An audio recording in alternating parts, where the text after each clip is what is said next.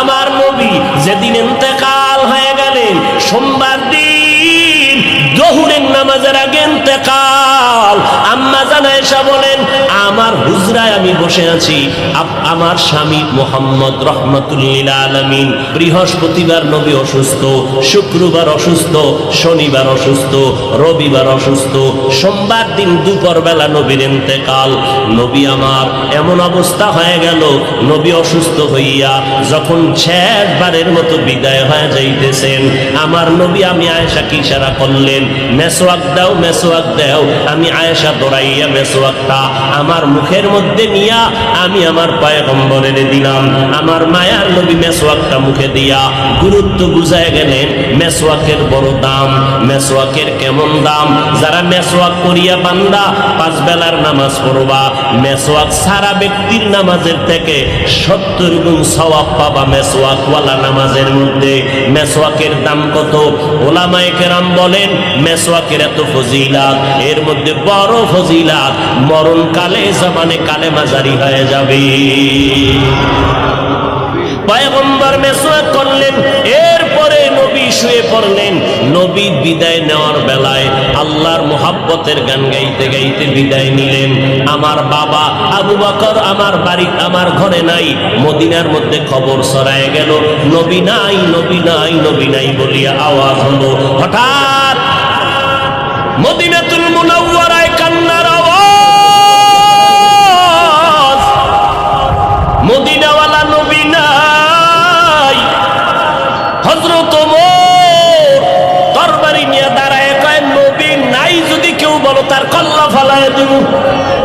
কারণ নবী নাই কথাটা মেনে নিতে পারি না। আমি নবীর বড় আশা, আমি ওমর ছিলাম জাহান্নামের আসামি। আমার মতো খারাপ এই দুনিয়ায় কেউ নাই। ওই মায়ার নবীর মুহাব্বতের আদর্শ কলবে লাগাইয়া এরপরে আমি আজ ওমর বড় দামি হয়ে গেলাম। ওই নবীর কথা আমি মেনে নিতে পারি না, যে বলবি নবী নাই কল্লা ফালায় দেব। হযরত আবু বকর আওয়াজ পাইয়া দৌড়াইয়া মসজিদে নববীর মধ্যে এসে মিম্বরে আসে, বলে, ওমর বসে যাও। গরম কথা না বলে একটু ঠান্ডা মেজাজে বসে পড়েন। ওমর বলে, আমার মেজাজ কেমন যেন গরম হইতেছে। আবু বকরের কথা আমার কানের মধ্যে যায় না, আমার মাথা গরম হয়ে গেল। নবী নাই নাই কথাটা আমি মেনে নিতে পারতেছি না, কারণ এটা দুশ্মনের কারণ না, গভীর মুহাব্বত আর ভালোবাসার কারণ। এদিকে সাহাবায়ে কেরামের হালাত, কান্নার আওয়াজ, মহিলারা ঘর থেকে বেরিয়ে গেল, বাচ্চাগুলো হাউ মাউ করে কাঁদতেছে, জঙ্গলের প্রাণীরা কাঁদতেছে, ঘাসে মুখ লাগায় না, কান্নার আওয়াজ। আবু বকর খুতবা দিয়া সব মদিনার মুসল্লিদেরকে মুসলমানের একটা ভাষণ দিলেন। ওমরের বসতে বললেন, বসে না। আবু বকর সিদ্দিক রাদিয়াল্লাহু তাআলা আনহু কোরআন শরীফের আয়াতটা পড়লেন। কোরআন শরীফের আয়াতটা আবু বকর মুহাব্বত লাগাইয়া যখন পড়তে শুরু করলেন, কোরআনের আয়াত, আমি ওমরের এত অ্যাকশন জারি করলো, হঠাৎ করে আমি ওমর অচেতনের মতো, তরবারিটা কই পড়ে গেল হুঁশ নাই, আমি জায়গায় বসে গেলাম, মাথা ঠান্ডা হয়ে গেল, কেমন যেন আগুনের মধ্যে পানি ঢেলে দিল। ও আবু বকরের তেলাওয়াতটা শোনা মাত্র আমি জমিনে বসে গেলাম। এবার মাথা ঠান্ডা হয়ে গেল, হঠাৎ মাথার মধ্যে চলে আসলো, আমার নবী নাই নাই। আমি ওমর চোখের পানি আর ধরে রাখতে পারি না, কান্না শুরু হয়ে গেল আমার। যে কোনো পরামর্শের জন্য নবীর দরবারে দৌড়াইতাম, যেই নবীর চেহারা দেখলে পেটের ক্ষুধা নিবারণ হয়ে যাইত, যেই নবীর দরবারে বসলে বাড়ি ঘর সব ভুলে যাইতাম, আমার নবীর জন্য কলিজাটা কেটে দেওয়ার জন্য রেডি ছিলাম। আজ আমার নবী নাই, আমি ওমর আজ আমি কার কাছে গিয়ে একটু পরামর্শ নিব? আমার মায়ার নবী, যেই নবী একটু হাসি দিলে মনে হয় যেন মুক্তার দানার মতো হাসিটা ফুটতেছে, যেই নবীর চেহারা দেখলে শুধু দেখতেই মনে চায়, পেটে কোনো ক্ষুধা নাই, যেই নবীর মুহাব্বত মেশকের ঘেরান তার ঘাম নবী রাস্তা দিয়া হাঁটলে দুপার্শ্বের গাছ নত হইয়া নবীরে সালাম জানায়। যেই নবীর শরীরের মধ্যে মশা মাছি পড়া হারাম ছিল, ওই নবী আজ নাই। আমি ওমরের কোথায় গিয়ে একটু মাথা গুজানোর ঠাই পাবো, কলিজায় সান্ত্বনা নিব, সান্ত্বনা নেওয়ার মতো আজ আমার কেউ রইল না। কান্নার আওয়াজ চলতেছি। ও নবীর আশেকের দলেরা, আমার নবী এই রবিউল আউয়ালে কি নিয়ে আসলেন আর কি রেখে বিদায় নিলেন? তার দুইটা জবাব। এক নাম্বার জবাব, আমার নবী আসলেন উত্তম আদর্শ নিয়া। কোন জমিনে? বলে মক্কার জমিনে। কেমন হালাত? বলে মক্কার মানুষের মতো বদমাশ, জালেম, চরিত্রহীন মানুষ সারা দুনিয়াতে আর কোথাও ছিল না। এই মানুষগুলো এত খারাপ, বাইতুল্লাহর ভেতরে 360টা মূর্তি টানানো, আবার এই বাইতুল্লাহর চারপাশে এই মক্কার চরিত্রহীন নারী পুরুষেরা উলঙ্গ হইয়া তাওয়াফ করে একসাথে নারী পুরুষ। এরপরে নারীদেরকে পছন্দ করে না, কন্যাদেরকে জ্যান্ত দাফন করে দেয়। এই যুবক যুবতী অবাধে চলে, যৌবনের আদান প্রদান করে। মক্কার মানুষ এত খারাপ, নারীদেরকে হত্যা করে দেয়। বিধবা নারীদের কোনো দাম নাই, কন্যাদের কোনো দাম নাই। আমি পয়গম্বর এমন এক আদর্শ নিয়ে মক্কায় আসলাম। আমার আদর্শ যখন গ্রহণ করা শুরু করলো, মক্কার খারাপ মানুষ এত দামি মানুষে পরিণত হয়ে গেল। আমার আল্লাহ একদিন ডেকে বলেন, ও নবী, খবর শুনেন, আপনাকে নতুন এক সংবাদ দিলাম। অমুক অমুক অমুক অমুক সাহাবী, এদের নামে আমি আল্লাহ ফাইনাল সিদ্ধান্ত করে মরণের আগে আমি আল্লাহ জান্নাতের টিকিট দিয়ে দিলাম। আমার নবীর আদর্শ গ্রহণ করে 10 জন সাহাবা জান্নাতের টিকিট পেয়ে গেলেন। আবু বকর, ওমর, ওসমান, আলী সহ 10 জন রাদিয়াল্লাহু আনহুম আজমাইন। এরে নবীর আশিক, এই রবিউল আউয়ালে আমার নবী আদর্শ নিয়ে আসলেন। কই? আজকে সেই নবীর আদর্শ মুসলমানের সন্তানের ভেতরে নাই। আমার নবীর রেখে যাওয়া আদর্শ হিন্দু ভাইয়েরা কখনো পালন করবে না। আমার নবীর আদর্শ খ্রিস্টানেরা পালন করবে না। আমার নবীর সুন্নতের আমল ইহুদিরা করবে না। আমার নবীর সুন্নতের আমল কোন বৌদ্ধ ধর্মের মানুষেরা করবে না। আমার নবীর রেখে যাওয়া সুন্নতের আমল করবে একমাত্র নবীর আশিক মুসলমানেরা।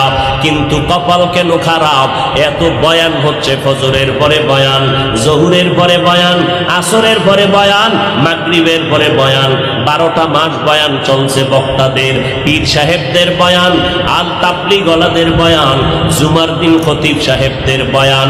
এত বয়ানের পরেও কেন মানুষের দাড়িটা লম্বা হয় না? মদিনাওয়ালা নবীর তরিকায় কেন বান্দা টুপি মাথায় পড়ো না? আজকে নবীর তরিকারে জবাই করিয়া কেন বেঈমানের পা চাটা গোলাম হইয়া চুলগুলো কেটে কেটে ইন্দুর আর বান্দর হয়েছ রে বাবা? বল, আমার নবীর তরিকার মধ্যে কি চুল কাটার নিয়ম নাই? আমার নবীর তরিকায় নখ কাটার নিয়ম আছে। আমার নবীর আদর্শে জুতা কেমনে পরবা সেখানেও নবীর আদর্শ আছে। জুতাটা কেমনে খুলবা সেখানেও নবীর আদর্শ আছে। আমার নবীর কেমন পাওয়ারফুল আদর্শ! এমন আদর্শ জমিনে আর কারো নাই। অমুকের আদর্শের সৈনিক আমরা, আল্লাহর কসম। এই জমিনে যত মানুষের আদর্শ আছে, আব্রাহাম লিঙ্কনের আদর্শ, মাও সেতুনের আদর্শ, লেনিনের আদর্শ, কার্ল মার্ক্সের আদর্শ, এক কথায় সব দুনিয়ার মানুষের আদর্শগুলো নাপাক। একমাত্র মদিনাওয়ালা নবীর আদর্শই হলো পাক। সমস্ত মানুষের আদর্শ নাপাক, মদিনার নবীর আদর্শ কেন পাক?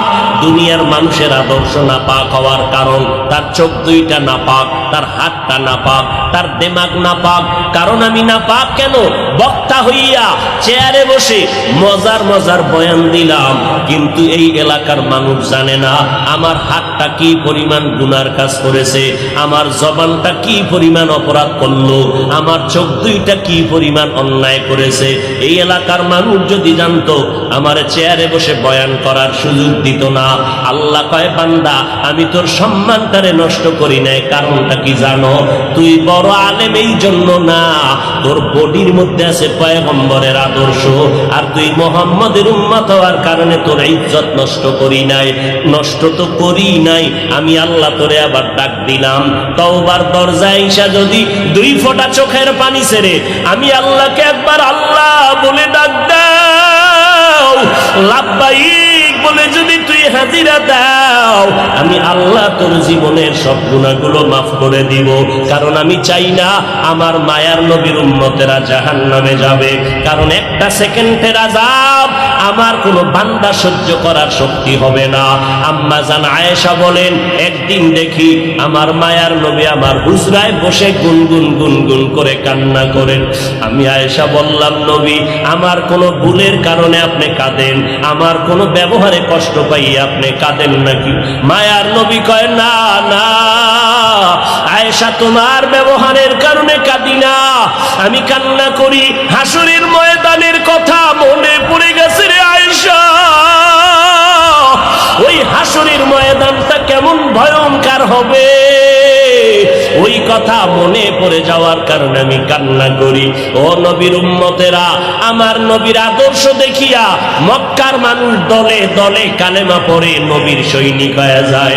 আমার নবীর কেমন আদর্শ! নবী রাস্তা দিয়ে হাঁটে, যেখানে কদম দেয় ওখান থেকে দীর্ঘদিন মিশকের ঘেরান আসতেছে, নবীর ঘাম থেকে মিশকের ঘেরান পাওয়া যায়। আমার নবী হাঁটতেছেন রাস্তা দিয়া, বারবার সালামের আওয়াজ শোনা যায়। সাহাবায়ে কেরাম বলেন, মানুষ নাই, সালামের আওয়াজ কোথা থেকে শোনা যায়? নবী বলেন, ও সাহাবায়ে কেরাম, আমি মুহাম্মদের সুসংবাদ পাইয়া জঙ্গলের হরিণ আমারে সালাম দিয়েছে, জঙ্গলের বাঘ আমারে সালাম জানিয়েছে, জঙ্গলের প্রাণীরা আমারে সালাম দেয়। আমার নবীর শরীরের মধ্যে মশা মাছি পড়া হারাম। আরবের মানুষ তাকায় দেখে মুহাম্মদ যেদিকেই যায় একটা মেঘের খণ্ড তার মাথার উপরে। কেন? সূর্যের গরম জানো নবীর শরীরে লেগে কষ্ট না দেয়, মেঘের খণ্ড ছায়া দেয়। আমার নবীর শরীরে মশা পড়ে না, মাছি পড়ে না, নবী কষ্ট পাবে। সেই নবী আমার এই উম্মতের আদর্শ বাস্তবায়নের জন্য পেটে পাথর বেঁধে কালেমার দাওয়াত দিলেন। আমার নবী মা হারা ইতিম, বাবা হারা ইতিম। নবী বলে, আমি দুনিয়াতে সে একবার আব্বা বলে ডাক দিতে পারি না। এর উম্মতেরা 6 বছরে মা হারায় ফেললাম, 8 বছরে আমার দাদাকে হারায় ফেললাম। আমার আরবের মধ্যে কেউ না